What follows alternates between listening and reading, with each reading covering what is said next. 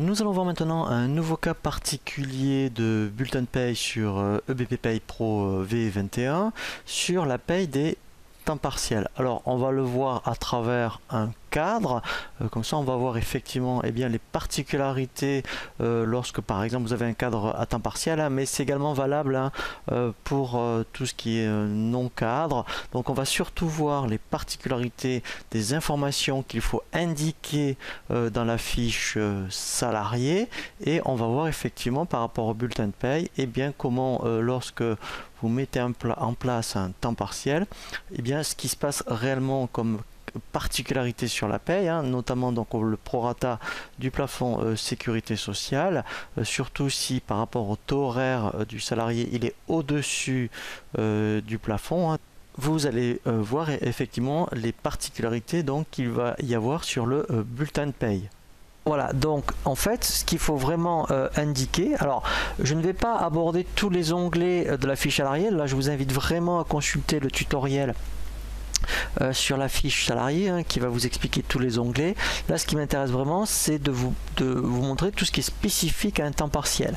Donc en fait là ce qu'il faut surtout indiquer, c'est au niveau de l'onglet contrat de travail, alors que au niveau des modalités d'exercice, c'est une personne à temps partiel, et là il faut absolument mettre qu'elle est à 0,80 par exemple, voilà, et donc dans info paye par exemple, voilà, donc là admettons, donc là il y a elle est en salaire mensuel, voilà, pourquoi pas, et en fait donc ici par exemple, voilà, je vais dire mettons qu'elle est à 130 heures, et lui automatiquement vous voyez il calcule un horaire hebdomadaire.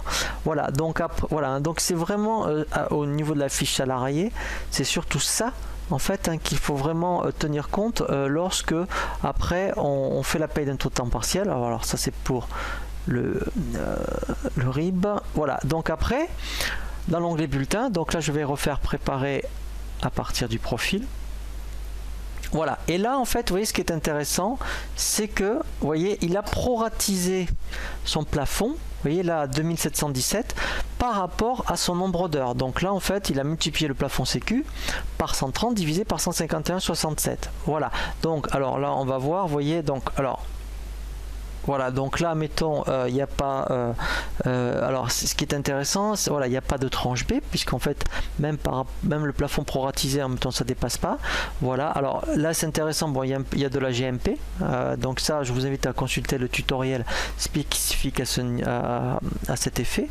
Mais après voilà, donc qu'on soit cadre ou non cadre, il va proratiser, donc vous voyez le plafond. Alors après effectivement peut-être que en fonction je dirais de certaines rubrique de paye, peut-être que votre convention collective précise que effectivement lorsque c'est un temps partiel, la prime, par exemple une prime ou une prime d'ancienneté peut être proratisée, mais là par contre c'est vraiment du paramétrage spécifique. Donc là je vous invite vraiment à consulter le service des formations à distance si vous voulez vraiment être accompagné sur ce type de paramétrage.